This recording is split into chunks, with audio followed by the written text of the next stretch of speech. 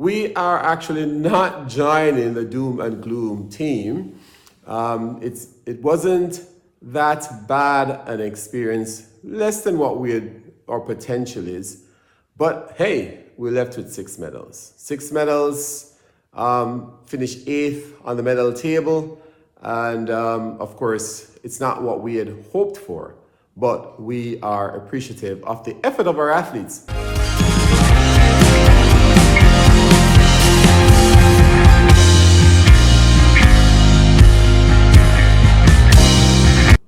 Hello and welcome to another in our series, Technique Talk, where we talk about the things that nobody wants to talk about. And of course, we're still in the Olympics mode and we're wrapping up our coverage of the Olympics with our review.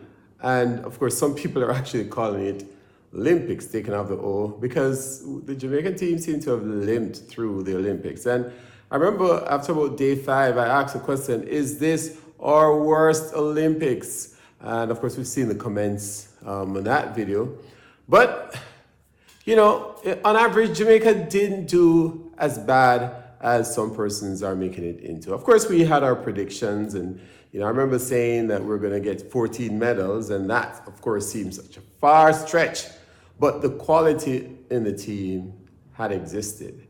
But of course, so many missteps, so many things that happened that resulted in the team performing less than their best. And, you know, as we review, there's so many things that could have been done differently. And of course, the big thing is, how do we learn from this experience going into the Olympics? How do we learn from what happened? And what are the things that we'll put in place to safeguard against the recurrence of those things? But we are actually not joining the doom and gloom team.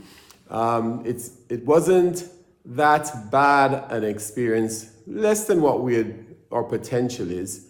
But hey, we left with 6 medals. 6 medals, finished 8th on the medal table.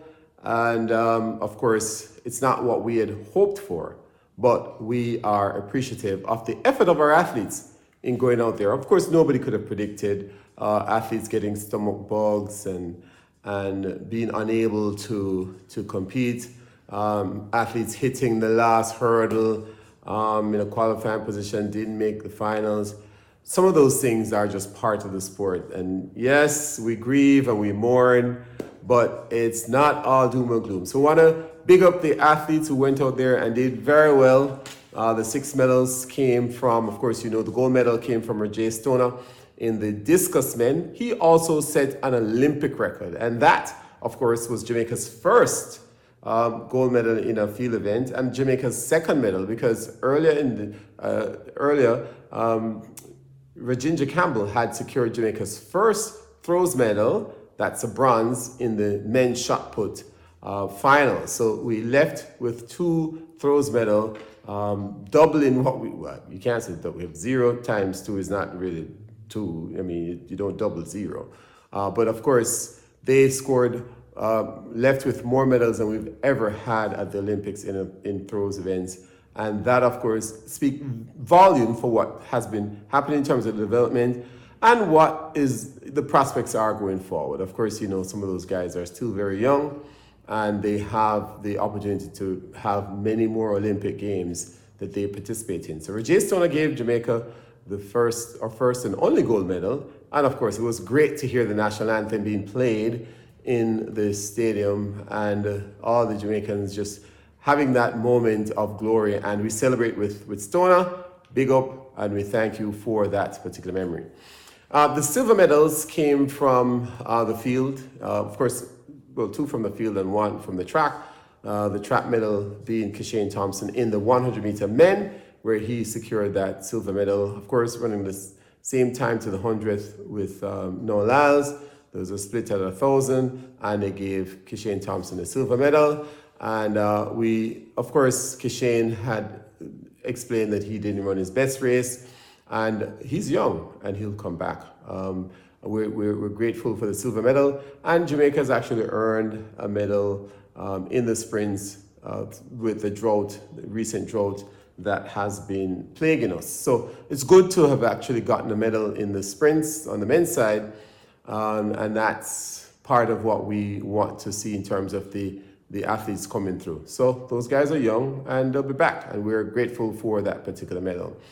Of course, there was some controversy surrounding that, and you live and you learn. And of course, we are moving forward, just making sure that we plan better going forward for these events. Of course, Shanika Ricketts was a second silver medal for us in the triple jump women.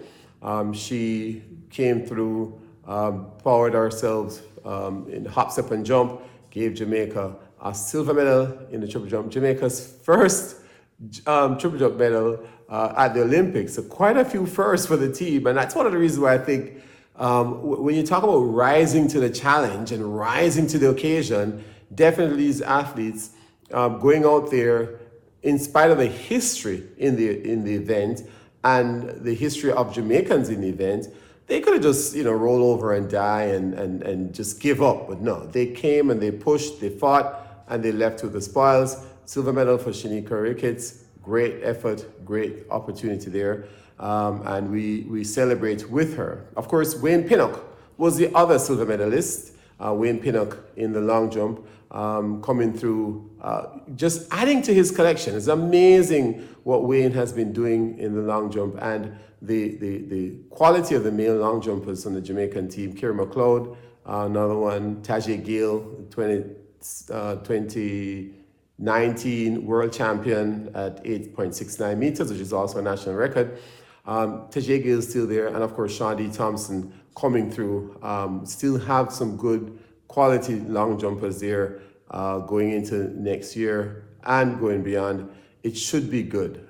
Pinnock, a lot of speed, and he's been utilizing his speed in the long jump, and it's reaping great benefits. And Pinnock looks like he'll be around for a while.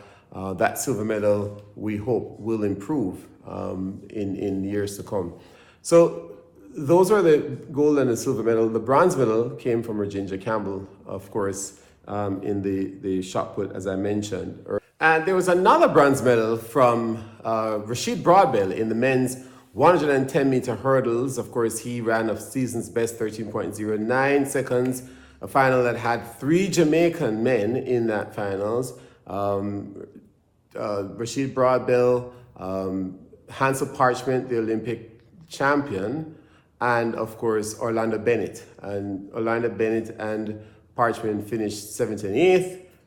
But of course, Rashid Broadbell came away with his, this was Broadbell's first Olympics, and he came away with the bronze medal, making sure that Jamaica remained on the podium Olympics after Olympics after Olympics. So that actually was pretty good for us. And we celebrated with Broadbell, had a tough year, 2023, came back 2024, and did the business. So of course, Broadbell, congratulations for that bronze medal. We're looking forward to more medals in this event going forward, not just the Olympics, but next year the World Championships. We're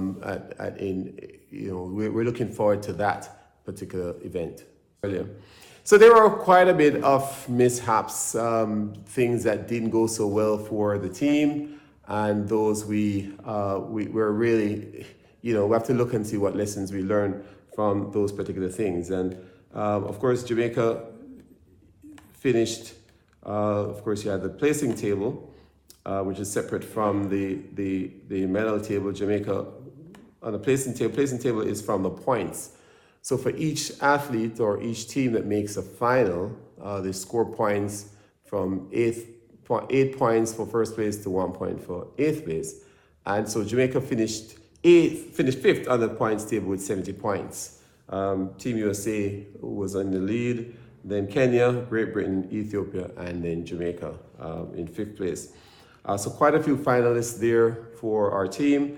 The unfortunate situation with the women 4x4, where the baton was dislodged, or the baton fell on the second leg from Anjanette Knight. Oh, that was just so painful, but it happens. And one of the interesting things about it is that, as you try to analyze what's going on and blame and who's to blame for it, we talk about the importance of relay camps and and just going through some of the various rules and guidelines and helping athletes to learn how to protect the baton and so on. But I just want to throw out that usually when you're passing an athlete on the track, you should exercise great care in not creating a problem.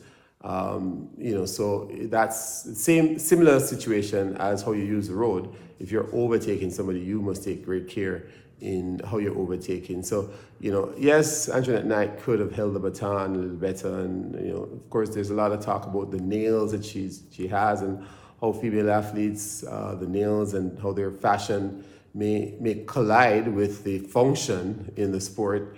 We see cases where athletes are doing long jump and their wig fall off and they have to mark from the wig. So sometimes fashion does clash with the function, but these are things that you learn, and these are things that athletes will learn from and improve on and bounce back. We have to bounce back from these things. We can't sit down and take it and grow up and just be so sad. We have to bounce back. There's a resilience that's required in the sport, and if you are in the sport and you're doing your sport, doing your thing, you must have some resilience. You have to have that strength to bounce back and get there. Of course, we didn't medal in any of the relays. The 4x1 men didn't make the finals. That was just so hard to deal with, so hard to accept. Baton exchanges, a little disappointed with the baton exchange between Jelani Walker to Jelani Gordon. I figure those guys were in the camp for a period of time. That baton pass more than likely would have been practiced. Maybe there were some changes at the last minute and that was not the order that they practiced. But baton exchanges are so important, and the faster the athletes are, the less room you have for error. But with practice, those things can be worked out very well and it can be smooth. If, in fact, we had smooth baton passes, it would have been in the finals and it would have been a completely different story. But we have the speed, we just need to make sure we're rehearsing those things a little better and getting the best results from the resources and from the human resources that we have. It's a little taken aback when you have the speed but you don't make the finals, and teams that on average don't have the speed make the finals. So we have to work on that. Definitely, that's something that has to be worked on. The women 4x1 made the finals but didn't get a medal, and that was a little difficult. And the last day, of course, Akira Nugent in the hurdles didn't complete the race, even though they say she didn't complete. She ran through the line, didn't clear all the hurdles. I figure the correct thing should have been that she was disqualified, and rather than put in did not finish. She did finish the race, but she didn't really go over the hurdles, so really it should be DQ. But that's just a little side note. But that was a little unfortunate. Of course, she has mentioned that she tried to push and she felt her groin and figured that it wasn't worth it. But Akira is young, so she'll bounce back and come back and give us those medals. I mean, the hurdles are just figuratively and literally just so huge. I mean, you have to clear the hurdles of life in the same way you clear the hurdles on the track. And the two lessons come together to give you the hurdle of the personality that's required to execute the hurdles and do a very good job in hurdling. So we have some things to go back to the track, go back to the training environment. I'm not going to say no drawing board. Go back to the training track and make some changes, learn some things, and improve on how we do it. The important thing is that one of the lessons that we can learn from this whole experience in Paris is that, when two parents, mother and father, aren't in good relation, when they're not talking, it is possible for the child to go to bed without supper. It's just one of those things. It doesn't mean that it's going to happen. So I think part of the challenge that we had was just because the two associations, the JOA and the J3, were not necessarily working together. And in most cases, a lot of problems could be solved if everybody was working together. Usually, their problems do arise in any team and in many situations. But when there is teamwork, the problems are solved. And some of the minor things are dealt with, and the minor things can be solved. And I just think that we can get past some of those things and make sure that going forward there's much greater collaboration between the main players to make sure that the athletes get the best opportunity to represent and to go there on the track. But of course, track and field is an individual sport, and it means that an individual can go off in their own area, in their own corner, and develop the fitness and the skills needed to be successful. So you can facilitate, you can block, you can be an inhibitor, you can be an enabler, different things that are done, and make sure, we need to make sure that we are enabling the success of the athletes and the development of the athletes. And some of those things have to be worked out by the associations that are involved. So we're looking forward to better performances coming next year. The 6 medals, good performance. We're used to great, but you can't throw away good because you don't get great. And that's the other lesson that we can take away. We're really appreciative of the work that the athletes have done and the coaches behind the athletes who've put in the work and get it done. So we're still celebrating the 6 medals that we got, and we can't do anything else other than celebrate them. We're really happy for those medals, and at least that 1 gold medal that came for us to hear the national anthem. So we're looking forward to much better 2025. The World Championship is going to be a little later in the year than normal, so that's also something that we have to look forward to. And as we wrap up the Olympics, looking forward to the World Under-20 team going to Peru, Lima, Peru. And that, of course, we're hoping for a lift in our spirits as we enjoy some track and field this late in the summer.